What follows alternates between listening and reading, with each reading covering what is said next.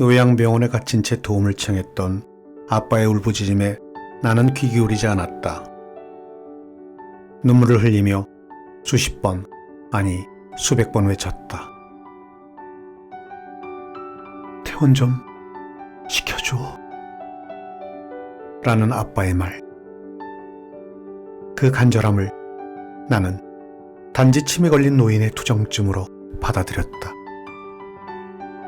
아빠가 병원에서 처절하게 외로움과 싸우고 있는 동안 나는 평화롭고 조용한 집안의 분위기를 즐겼다. 그 숱한 죄스러운 행동들이 그 순간 내 가슴으로 되돌아와 깊숙이 박히기 시작했다.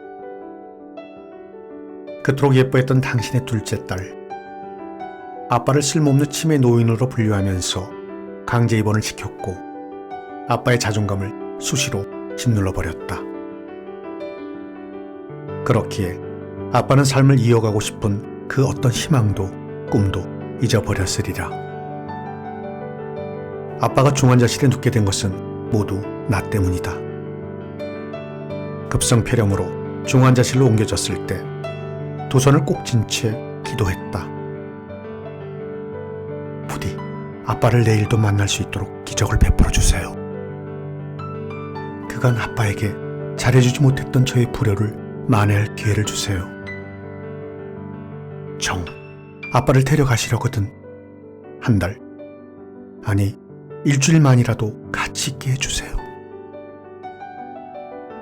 그렇게 숱한 바람들을 신께 간절히 구하고 또 구했다. 얼마나 지났을까? 신께서 내 기도를 들어주셨다. 기적이었다. 한 달 뒤 아빠는 자리를 훌훌 털고 일어나 퇴원했다.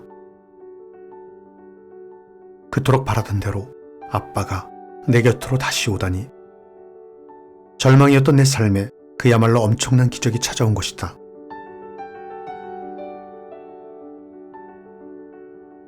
안녕하십니까. 오늘도 여러분 곁으로 찾아온 책앤 깜시입니다. 오늘 작품은 출판사 미랄속기북스에서 출간한 노신임 작가의 7년간의 마법 같은 기적이란 작품을 가지고 나왔습니다. 작가는 말합니다. 지금 이 순간에도 누군가의 가족이, 누군가의 부모가 치매 초기에 있거나 치매 중증 단계로 나아가고 있을지 모르겠다. 그래도 무조건 절망하거나 아파하지만은 말기 바란다. 어쩌면 그 절망과 아픔 사이에서 꽃이 피어날지도 모른다. 그 꽃을 피우기 위해서 그분이 요양병원에 계시든 곁에 계시든 있는 그대로 그분을 사랑해주고 자주 표현해주기 바란다. 그렇게 한다면 당장은 아니더라도 언젠가 그분이 알게 될 것이다. 자신이 사랑받고 있는 존재라는 걸.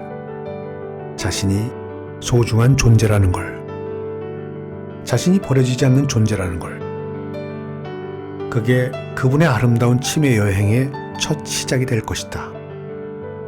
절망이 아닌 아름다운 치매 여행 말이다. 그분과의 인연의 시간이 얼마 남았는지 아무도 모른다. 다만 남들이 뭐라 하든 그 시간만큼은 그저 재미있고 행복하게 그분을 인정해주고 사랑해주고 아껴주기 바란다. 그러면 당신에게도 나와 아빠 사이에 있었던 기적 같은 일들이 생길 수 있을 것이다. 자, 그럼 치매 아빠와 함께 보낸 유쾌하고도 행복한 경험의 마법 같은 여행을 지금부터 떠나보도록 하겠습니다. 오늘도 끝까지 저와 함께 해주십시오.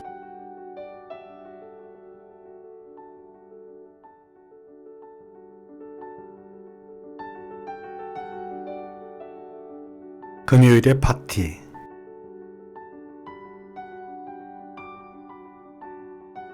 내가 제일 좋아하는 요일은 금요일이다.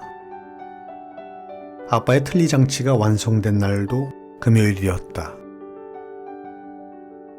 앞으로 아빠가 경험하게 될 맛의 신세계를 기대하며 우리 세 식구는 그날 조촐한 파티를 했다. 그때부터였다. 매주 금요일마다 우리 집에서 파티가 개최된 건. 금요일 파티를 계획한 건 아빠가 중환자실에 입원했던 기억 때문이다. 대한민국 사람 절반 이상은 명절이나 기일에 돌아가신 분을 추모하는 행사를 갖는다. 바로 차례와 제사다. 차례 음식과 제사 음식을 정성스럽게 차려놓으면 야심한 시각 그분이 찾아오셔서 맛있게 드시고 가신다. 물론 그 모습은 볼 수가 없다. 그냥 맛있게 드실 거라 믿을 뿐이다. 그러면 나머지 가족들은 그분이 남기고 간 음식을 나누어 먹는다. 그게 돌아가신 분과의 유일한 만찬일 것이다. 만약에 말이다. 우리 아빠가 그때 중환자실에서 우리 곁을 떠나버렸다면 어떻게 됐을까?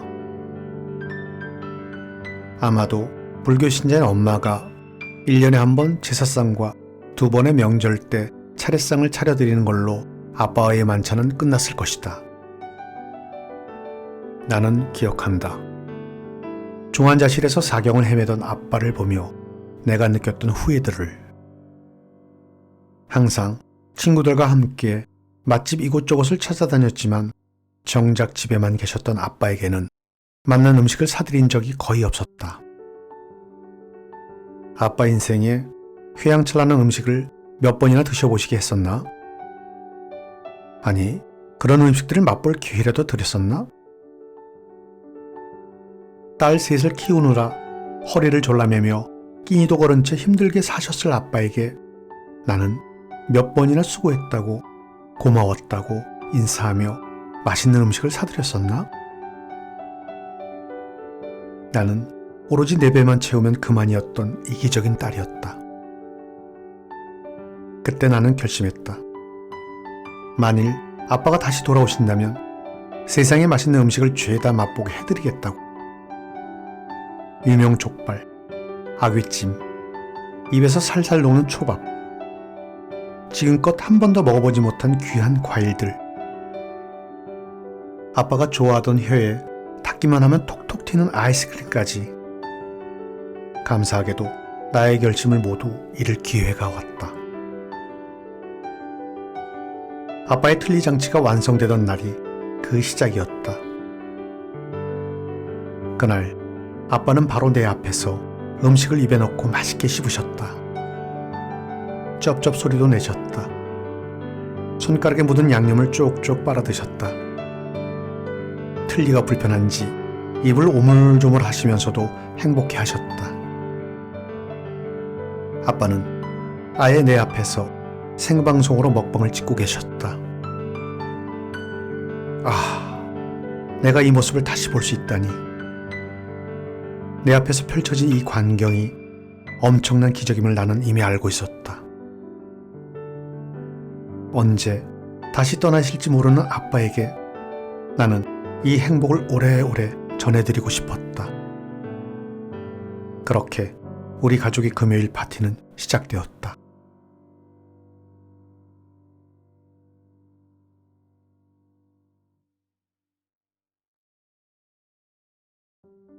다정한 아빠.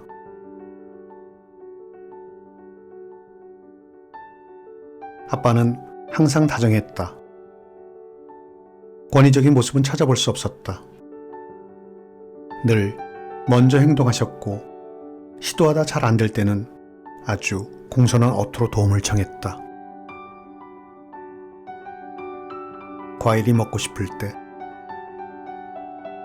신임아 바쁘냐? 물론 바쁠 리가 없다. 책을 보거나 TV를 보거나 멍 때리는 게 고작이다. 아빠 왜? 참외 좀 깎아줄 수 있니? 아빠. 아빠에게 가보면 참외 윗동만 살짝 잘라놓은 모양이 보인다. 혼자 시도해보다가 안 되겠다 싶어 부탁하는 거다. 내가 과일을 다 깎을 동안 내 앞에 서서 그 모습을 가만히 지켜보고는 침을 꼴깍 삼킨다. 접시에 얇게 잘라주면 고맙다. 하고 다정히 인사를 건넨 뒤 순식간에 드셔버린다.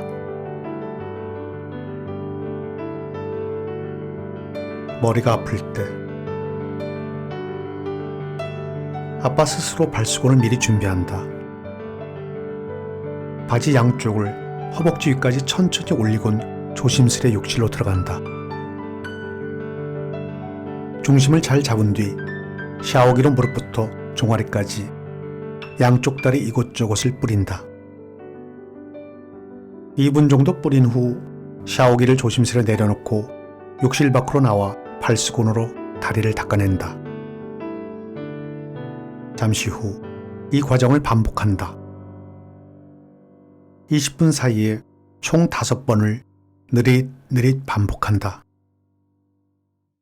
방금 씻은 걸 잊은 양 또 하고 또 한다. 다리가 많이 아픈 날은 몇 번이고 더 한다.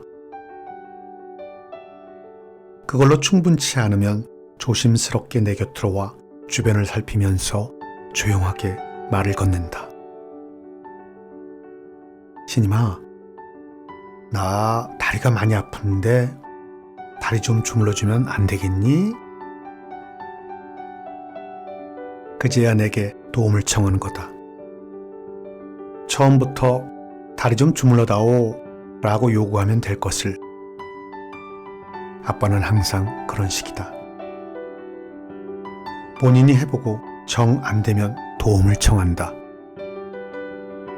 나는 아빠의 부탁을 받고서야 겨우 주물러준다. 미리 주물러주면 될 것을 딱히 바쁜 것도 없으면서 말이다. 참 부족한 딸이다. 목이 마른 아내에게 부부가 사이좋게 TV를 같이 보고 있다가 엄마가 아빠에게 부탁한다. 여보, 나 물 좀 떠다 줘요. 어떤 남편들은 뭐야? 직접 갖다 먹어? 한다지만 우리 아빠는 그렇지 않았다.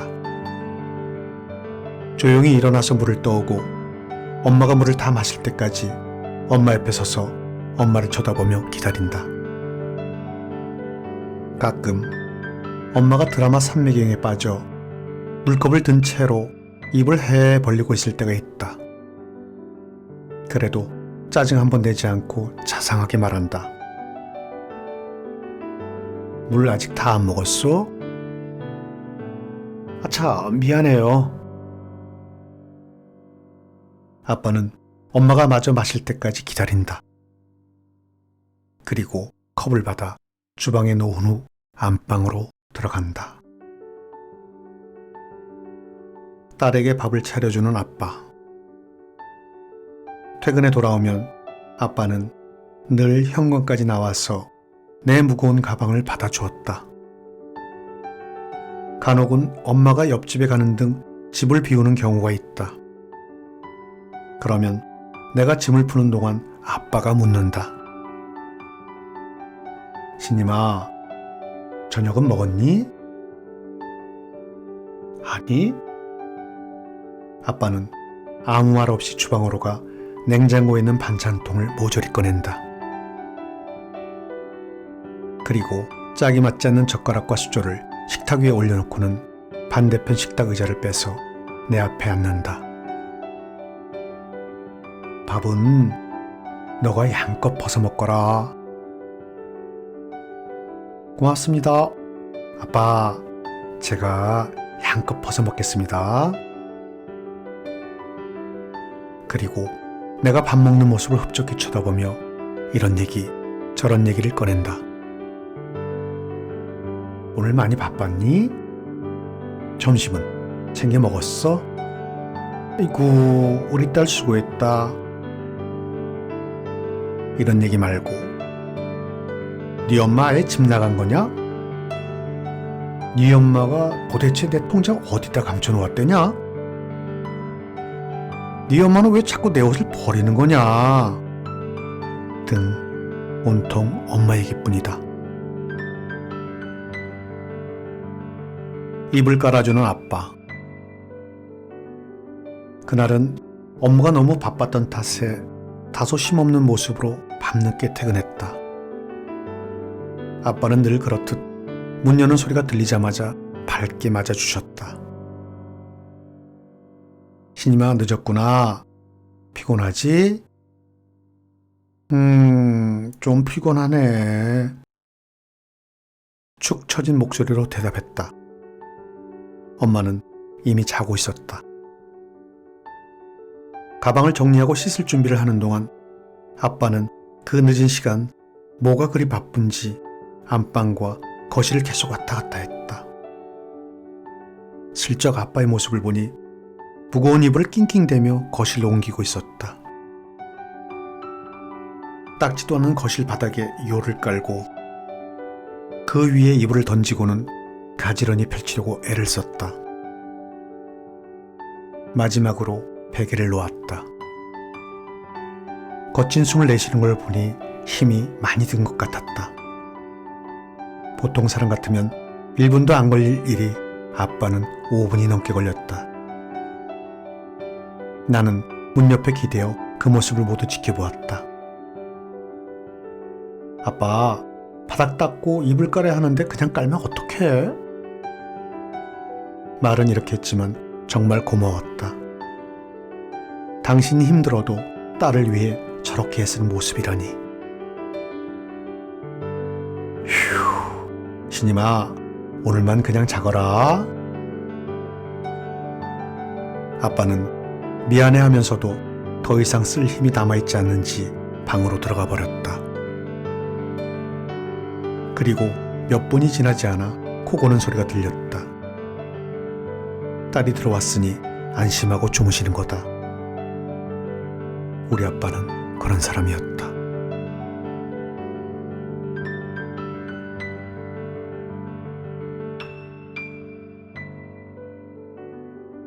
아빠 천사증서.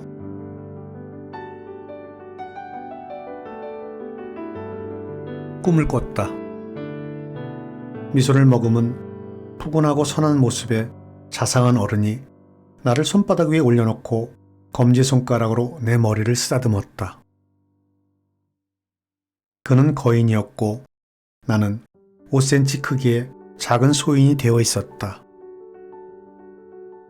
오른쪽을 보자 청명한 하늘이 펼쳐졌다. 사파이어 같이 파란 빛이 온 하늘을 가득 채웠고 둥둥 떠있는 새하얀 구름은 맑은 빛을 받아 반짝이기까지 했다. 지상에 있는 어떤 물감으로도 그처럼 아름다운 채색은 하지 못할 것이다. 이곳은 어디지? 천국인가? 나는 가슴 벅차도록 찬란한 광경을 한동안 넋을 잃고 바라보았다. 고개를 돌리니 아빠가 있었다. 푹신푹신한 구름이 넓은 평상에 앉아 누군가와 장기를 두면서 웃고 있었는데 그 모습이 세상에 없는 행복한 모습이었다. 아빠 얼굴에선 눈부신 빛까지 흘러나왔다. 들뜬 마음에 아빠! 하고 불렀다. 아빠는 반응이 없었다. 내 목소리가 안 들리는 것 같았다. 그때 거인이 검지 손톱으로 내 어깨를 살짝 건드리며 물었다. 내 아빠 얼굴색이 좋구나. 다시 돌려주면 어떻게 할 계획이냐? 무조건 잘해드릴 거예요. 제 목숨 걸고요. 약속드려요. 좋다. 어디 얼마나 잘하는지 지켜보마. 나는 잠시 망설인 뒤 거인에게 되물었다. 근데 저희 아빠한테서 치매만 좀 가져가 주시면 안 될까요? 치매만 없으면 우리 아빠 진짜 건강 체질이거든요. 그럼 제가 더 잘할 수 있을 것 같아서요.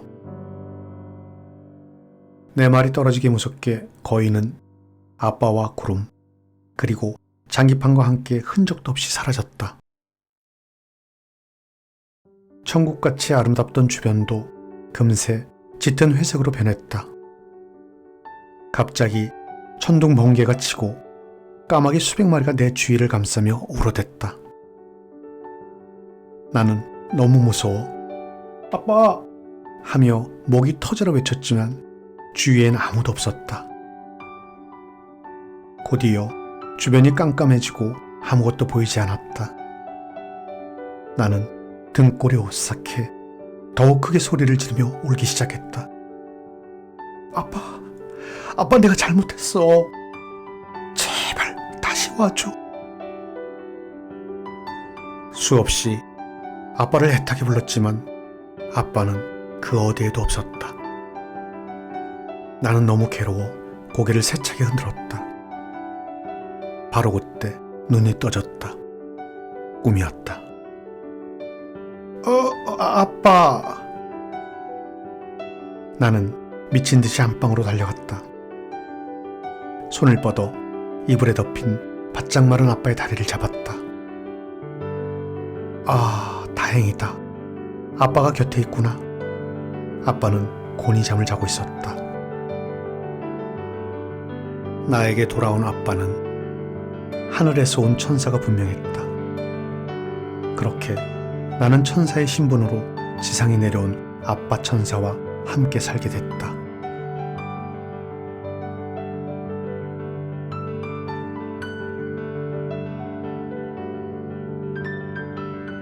오늘 낭독은 여기까지 하겠습니다. 오늘도 끝까지 저와 함께 해주셔서 감사합니다.